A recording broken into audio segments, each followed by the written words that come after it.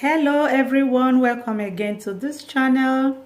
In case today is your first time of clicking to this channel, I so much appreciate that. I say thank you very much, and if you have not subscribed, please consider to do so by hitting that red button below that says subscribe.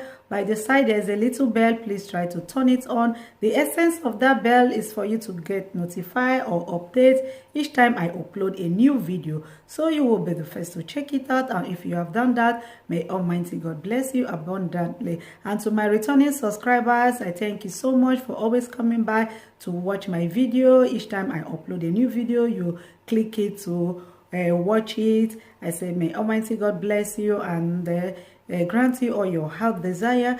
In this my channel, I'll be bringing a lot of stories, different types of videos, different types of story, like celebrity videos, stories, and government or tips, and also how to make your hair at home. So my people, if you want to enjoy all what I have just said, please turn that notification bell for more updates. And I say, may Almighty God bless you abundantly.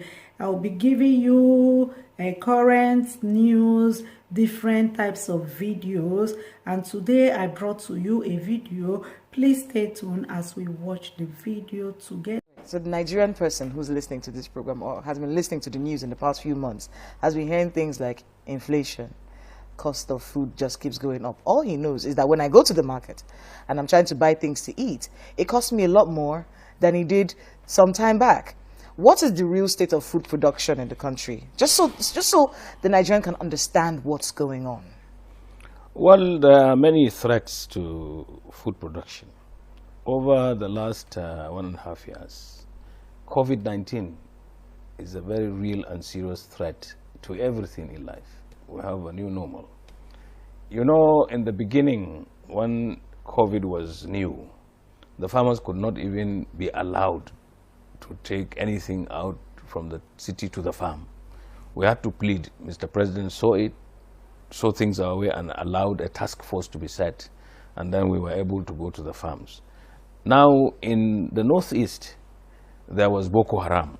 Everybody thought it was only Boko Haram, but you see now in the northwest, we have a lot of banditry, kidnapping, and people are being chased from their farms. People cannot go to their farms. Now, unless you go to the farm, you cannot produce sufficiently to feed the 200 million mouths in Nigeria today. So there are many, many threats, and then of course we had flooding, and then we have had problems that we have been living with. We have very low mechanization. This year, the farmers did not have fertilizer as we had last year from the presidential fertilizer initiative. So many of these things compounded the issue of production. Now, when you go to the rising prices of everything in Nigeria, there are also many reasons why this should happen.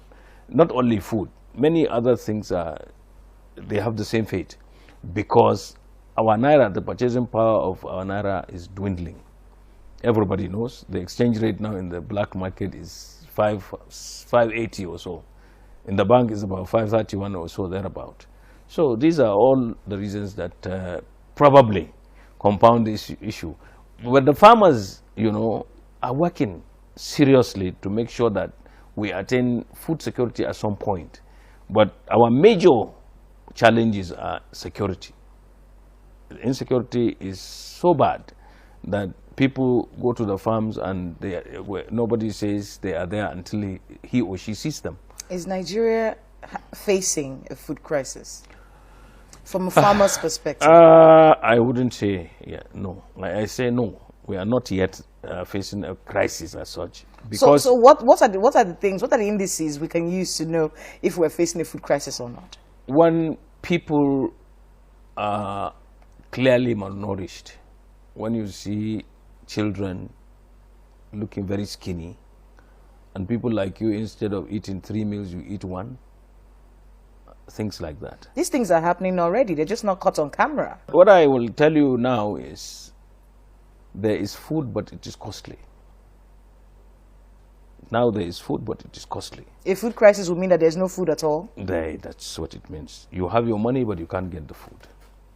That is when you really have a crisis. But the food system globally is being challenged. If you notice, on the 23rd of September, the UN formally launched the Food System Dialogue or Summit. This is global, because if you go to the United States or even the UK, you see people lining up, in food banks, trying to get food and all that. We don't have food banks in Nigeria, that's why you don't have these lines. But nobody is saying that there is a food crisis in the UK, for instance. There are some problems in the food system, but this is global, it's not only Nigeria. The situation in rural areas, it's interesting. Whenever I meet farmers, I always want to tell them something I used to hear when I was growing up, and that is that Nigeria is a farm country. Well, is this true? No. Are the bulk of the people in the rural areas in Nigeria, are the bulk of them farmers? Because that's what I grew up hearing, that we are a farming country. That's true. You see, I'm happy that you identified farming with rural. It's because farming takes place in the rural areas. Farming doesn't take place in Abuja, in urban centers, yeah. So people who move around here with their briefcases and say they are farmers, they are not farmers. No, the farmers are in the states, are in the villages. Rural activity. Yes. Even in England, you go to rural England, that's where the farming is. Even in the US. Well, even the US. Is the government giving it the kind of attention it needs? Because we just mentioned the UK and the US. The governments in those countries are very, very serious about their farming communities. No, even policy-wise, making things available to ensure that these clusters of farmers are able to, bring the best, and they're able to export what the country is going to earn from. Do we have that same kind of attention given to farmers in Nigeria? Hitherto, we had policy somersaults. There would be policy today. If another administration comes in, it just changes it. That's the bane of the progress in agriculture. A lot of money has been put on so many things. We have had so many projects, we have had so many things, and they are institutionalized. It is only recently that we have certain things happening that are not yet institutionalized. I will give you real examples. Even the intervention of the CBN is not institutionalized. It depends on the whims and caprices of the man at the top. It was a response, basically, to a crisis situation. Not a crisis situation, I think an agenda. This government thought it would make agriculture the alternative to oil. That's why they came up with agriculture promotion policy. They called it green alternative. When it was launched, the CBN keyed into it, and I was in the entourage that escorted the president to launch it formally, the Anko Broa program in Kebbi with 2.6 billion. And then, of course, the rest is history, it's several billions down the line. But it is not yet institutionalized. It should be put in a place where agriculture is run. Not where you do these things in ad hoc. There are many other windows that have been opened now. All we need to do is to be able to synergize among all those, and then we will get there. Now, as far as Nigeria is concerned now, during this period, during this Buhari period or regime or administration, agriculture is in the front burner. There is a lot of money that has been put in agriculture, and a lot of people are interested in farming. Young people like you are continuously calling me, wanting to join our association and become farmers. So what we need to do is to harness what is there now and work assiduously to feed our growing population, because the population is increasing, and by about 2050 will be almost 400 million. So now we are 200 million, and you are alluding to a crisis. What will happen when we get to that number? So we have to work seriously. We need to mechanize. We need to do a lot of research.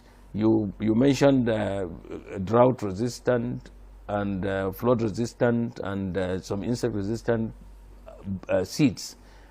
Some of them GMOs, some of them just hybrid and all that. We need to work and put the research findings in practice to be able to really get to food security proper, so that we will have it sustainably.